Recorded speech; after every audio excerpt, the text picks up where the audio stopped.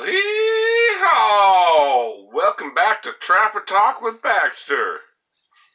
This is Rough Ryder, Episode 3. Yeah, I'm getting down with it a bit. I've been wanting to do this one for a while. Been a little sidetracked by all the open tags out there. There's a lot of really good open tags out there, and I've been trying to get a few in.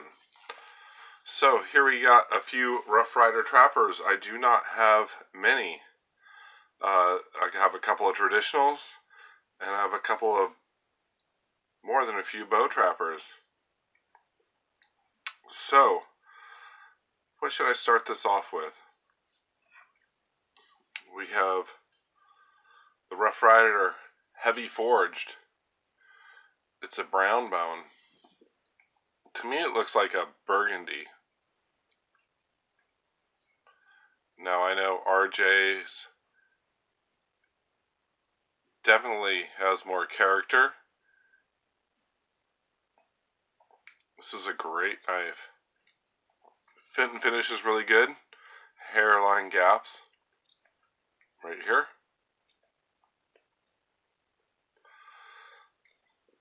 Look how thick that blade stock is.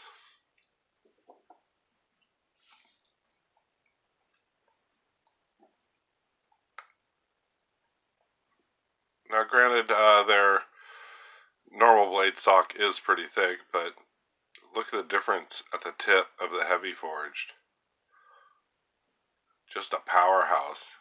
I thought this would be a fantastic beater work knife because it's heavy. It's got half stops.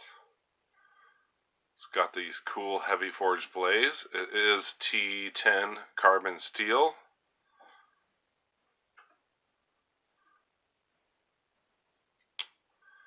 Now, the blade centering is absolutely perfect, but I'm wondering it's because the blade stock is so large, it just lines itself up no matter what. I do not know. I think these are like $15 at Smoky Mountain Knife Works. Great find. If you can get one, they're awesome. They do have the Heavy Forge in a Stockman. It looked a little too beefy for the little Stockman, but in the trapper form, great walk and talk. Listen to that snap. Now, I had this for a few weeks, and it was in my pocket. The shield fell out. Not a big deal, because I found it in my pocket and was able to glue it back in. But other than that, and this hairline gap right here, what a great work knife. Very good trapper. It does have the awesome Rough Ryder stamp on the front bolster, for those of you who love it. The second one here, this was a white bone, and it was part of the Scrimshaw knife kit. Now this one came and it was so nice, I just can't bear to scratch it up and do Scrimshaw on it, even though I have this awesome kit. Came in a nice box. It came with this awesome pouch with all the tools to do Scrimshaw and patterns. You can do your own patterns. And it was like $12.50. Are you kidding me? Less than this trapper here. White bone. Now this one does not have half stops, and it's an older model. Check out this quality.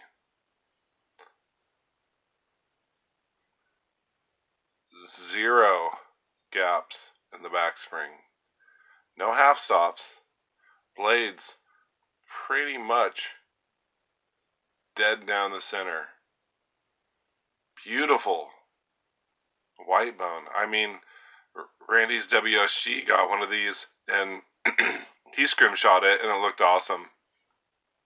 I just can't bring myself to do it. This is so nice.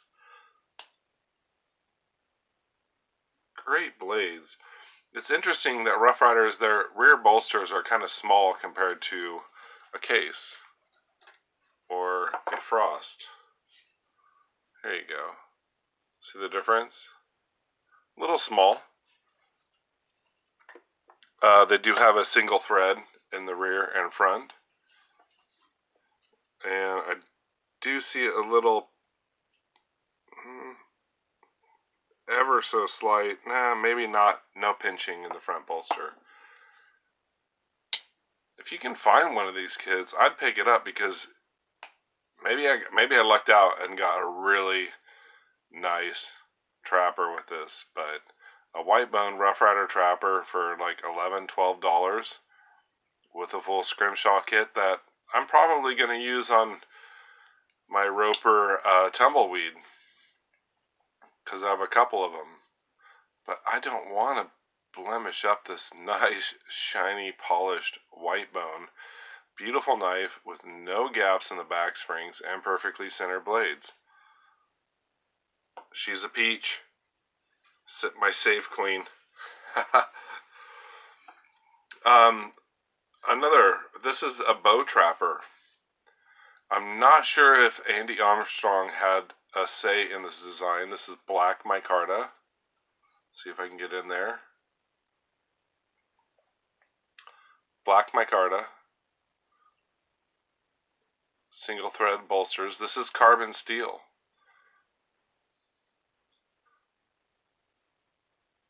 I don't see any gaps in the back springs. Maybe. Oh, there goes my light. Let me pause it. My apologies. Light went out. It could go out anytime. Comes with this really cool bead. It's a little metal bead. You can keep it, take it off, but it has a little lanyard tube here.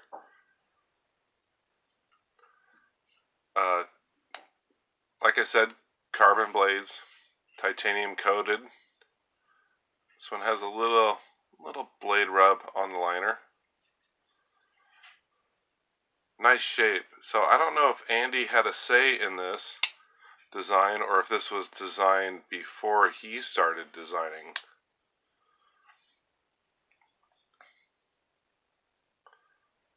Very nice. I think this was $15 and change. I do like the black micarta on this. It has red G10 underliners. And the reason I say that, mention Andy Armstrong, is because look at these knives. Almost the same shape.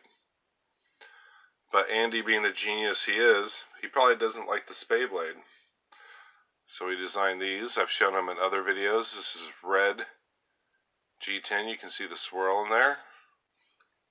This one is 440A. This is the large bow trapper. Single bladed. It's very reminiscent of the Rosecraft Little River Bend Skinner and the normal River Bend Skinner. You're basically getting one blade that's a Skinner blade. Very awesome. These are cheap. These are like $12 to $14, depends on where you get them. And then this would be the smaller one, also G10. You can see in there. Now it's smooth, like a plastic or Delrin, but it's a paper. I'm sorry, I said G10. It's a paper micarta. I probably said that. And it also has red G10 underliners. Maybe it's paper micarta underliners. I do not know. Back springs are pretty decent on these. Little hairline gap. Quality can be hit or miss. I've heard some people say they're great quality. Some other people say crap. It depends on which knife you get. I mean, it's a Rough Rider. You're going to get good ones and bad ones. T10 carbon steel blade. I love the size of this one. The large is great for my bigger hands, but it's reminiscent of the little River Bend Skinner, except the handle's a little bit slimmer, and it's not white bone. So yeah, there's a few. I think this is all my Rough Rider trappers, and realistically, as far as traditional goes, I only have these two because I find so many other awesome Rough Rider trappers. I'm not a big fan of the front stamp here on the bolster. I did pick this one up because it's a heavy forged worker. I mean, Frost has a lot of good ones. That was episode 2. I've been really getting into the case. I have multiple case trappers, minis and full size, and I'm really digging the quality. I don't think Rosecraft will ever make a 2-bladed trapper, but I kind of hope they do. I mean, they already have, like I said, the little river bend skinner and the normal river bend skinner, which I don't have it here to compare. One second. Okay, there we go. There it is. The blade shape is different, of course, but you can see the size difference. You can see the thickness in the handle. And I do not have a normal river bend skinner to compare it to at this time. Very similar to this, but larger with the black. Obviously, walk and talk on these is way better. But these are $40-something knife. And these are $12. I wanted to pick them up.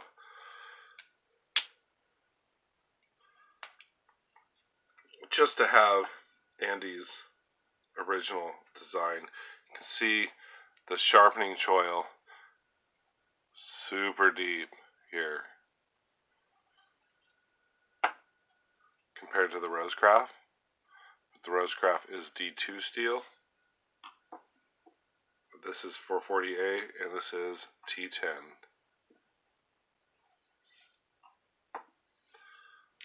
There you go. There's my video of Rough Rider trappers. You guys all have a good night.